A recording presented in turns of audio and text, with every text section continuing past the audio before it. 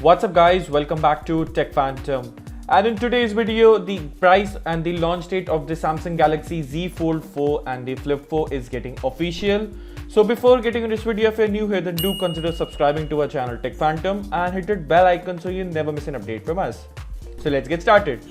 So very first thing, we know about the display size of this Galaxy Z Fold 4 and it will be coming with a 7.6 inch of an internal display, which is a foldable one.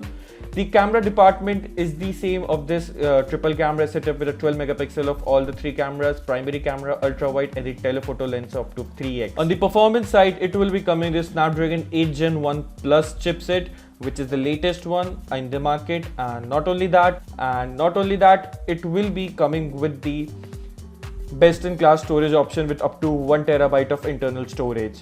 Now talking about the launch date of this smartphone, the Galaxy Z Flip 4 and the Z Fold 4 will be launching and it will be announced on 10th of August and the pre-booking will be starting on the same day.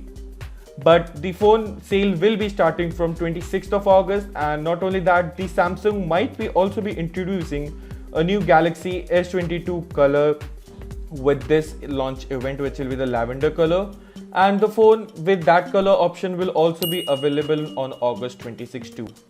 Now as far as goes for the charging speed of this smartphone, then it will be capped at 25 watts of fast charging support, but you won't be getting a fast charger with the box included. So you have to buy a charger separately for a $1,800 smartphone, which is again weird. What flagship experience is right now is changing as the chargers are getting removed from this $1,800 phone. Now what do you think about this Galaxy Z Fold 4? Are you planning to buy this smartphone or will you wait for the another manufacturer to get into the foldables business? Let me know your thoughts in the comment section below and I'll see you in the very next one.